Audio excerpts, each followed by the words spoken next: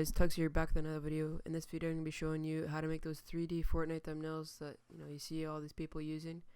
This is just my way of doing it. It's pretty similar to everyone else, but there's a few things that I do differently than people. So I'm going to be showing you guys how to do all that. So you're going to want to go to this website right here, which is Blender. I'll have a link to it in the description. And then once you're here, you're going to want to go to download, and then from there you're going to want to do the try Blender 2.8 beta. You don't want to do download Blender, you want to try the beta, and then you're going to pick 32-bit, 64-bit, whatever you have. You're going to click that, and it's going to start downloading.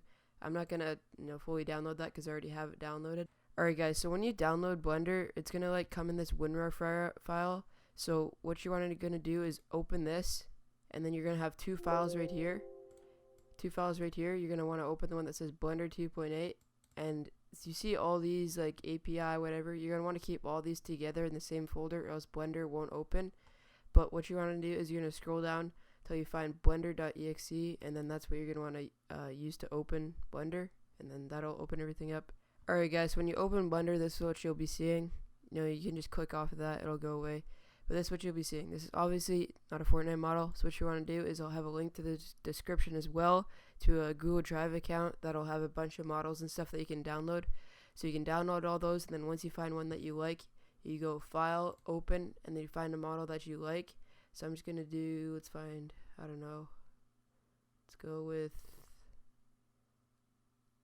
with Renegade, I guess. Alright, so once you get your character all loaded in, it's going to come in this grayish color here. So what you want to do to get this color back is click this thing right here, and that'll get you your color. And then what you're going to want to do is you're going to want to click on the bones, and then up here it'll say object mode, edit mode, pose mode. You want to go into pose mode, and then you can click on the bone that you want to pose. And the two things that I'd recommend using, I kind of stay away from this one because it kind of makes it look all weird like that. As you can see, the shoulders a bit screwed up, but the main thing I use is this one right here, which you can just rotate the whole arm, or different ways. You can go to the elbow here, you can rotate that different ways.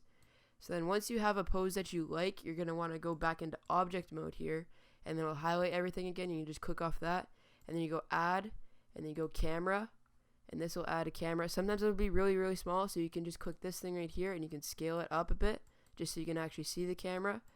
And then you can move this around to the spot you like it, so you can move it this way and move it up. And then if you want to see what your camera is looking at, you can just click the little camera icon up here, and that's what the camera is looking at. So obviously this isn't a pose I'm going to use. This is just quickly done. It's not even really posed. But then if you want to turn it a little bit, you can do that. But yeah, it's not even really posed, so it's not a pose that I'm going to do. Obviously your guys will be a lot better than this.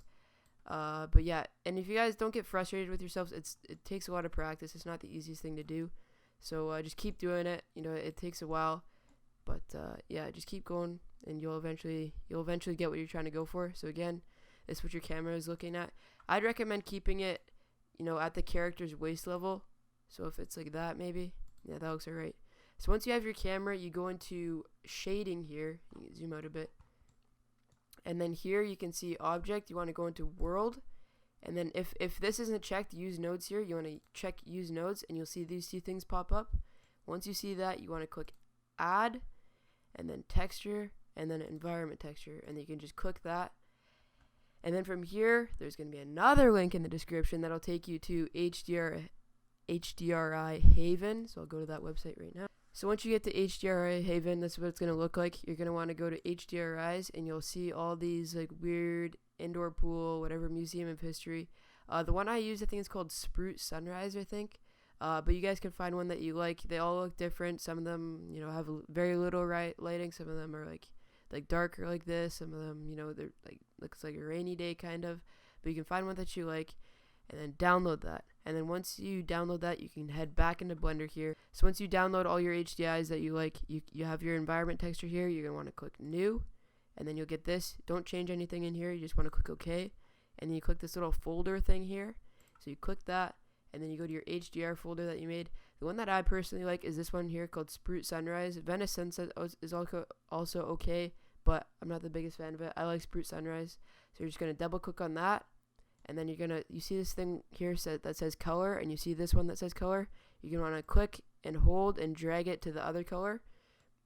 And then if you click this one right up here, that'll show you your what it's going to look like with all the lighting and the shadows and whatnot from the HDRI. So if you guys like it, you can kind of screw around with whatever HDRI you want. But once you guys like something that you want to get rid of this background. You see this background here with all the grass and like all this? You want to get rid of that. So what you're going to want to do to get rid of that is you go to rendering, and then you see this thing called film here, and then you click transparent. Once that's clicked, you can see the lighting is still there, but there's no more background, so that means it's going to be a PNG image, so you can throw that into Photoshop with another background. Alright, so once you have all your shading done and your lighting done that looks and you're to please with it, you like it, you can hit F12 on your keyboard, which will then take you into this render mode, and then sometimes it'll be fast, sometimes it'll be slow. It depends on your the specs of your PC. But then once it's rendered, you can kind of move around, look at what it's going to look like, and then you can go image, and then save as, and then you can select where you want to save it, the name of it, and then you can save that as image. I'm just going to change this around, save it to my desktop, save as image, and then it'll save. So that's once that whole screen goes away, that means it's saved. So you can just close out of everything here, and then once you get that, you can find your image right here. So again, it's a PNG. Doesn't look like it right here, but it is a PNG. So once you guys have this, I'll go on to the next step here. Alright, so there'll be another link in the description to like where you can get your backgrounds for your character. So once you guys click that link, it'll take you to this right here. Then what you're gonna want to do is click wallpaper / thumbnail pack, and that'll take you to this. This is where I get all the backgrounds for the characters, so I can put the character in front of the background, and change all the saturation and all that. So once you guys have all that done, you found the background that you like, you can go into Photoshop. This is just the photo editing software I use and I recommend, but you guys can use anything else. But in this video, it's going to be showing you the Photoshop way of doing it. So once you guys get that and open Photoshop, I'll show you what to do from there. Alright, so once you have Photoshop open, you're just going to click open and then open the background that you just downloaded. So I'm going to go to my backgrounds folder here, and I'm going to find one that I like. So let's just do this wind turbines one here. So you're going to get this. You're going to want to click the unlock thing here so you can edit the background. And then you're going to click file open. And then you're going to want to find your character that you just saved. You're going to open that. And then you're going to have this tool selected here, the move tool. You're going to just drag it and hold it here. And you can move it to the middle. You can play around with the size of it and everything. You can make it bigger. And that's just having it on the bottom, like level with the bottom there, and then you can place it in its spot.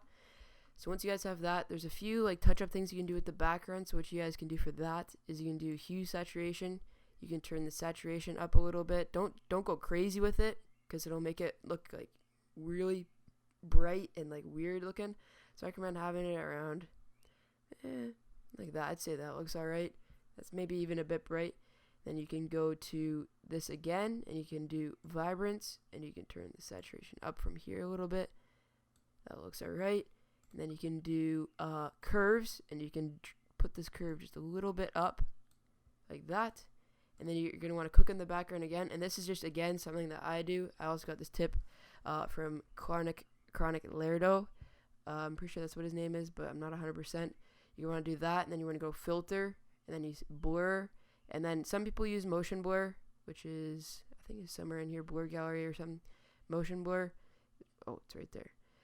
But the one that I recommend using is Gaussian blur. I have it at 3.4. It just blurs the background a bit, so it makes the character stand out a bit. And then again, a tip from Chronic Lerdo.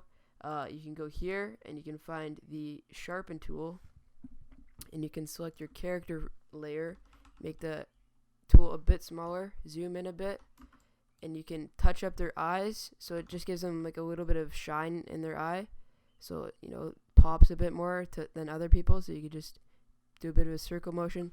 So like this is like the comparison. This one the left eye sparkles a bit more than the right eye. That's just what I like, but it's up to you guys if you want to do that. So you can sharpen these up, and then there's your thumbnail. Obviously your pose is going to look a lot better than mine, and you're probably going to put a lot more time and effort into it. So, that's the tutorial. Make sure you guys drop a like if you enjoyed the video. Drop a comment, letting me know what I could do better, or, just saying whatever. And subscribe if you're new, and turn on those notifications. It really mean a lot to me. And peace out, boys.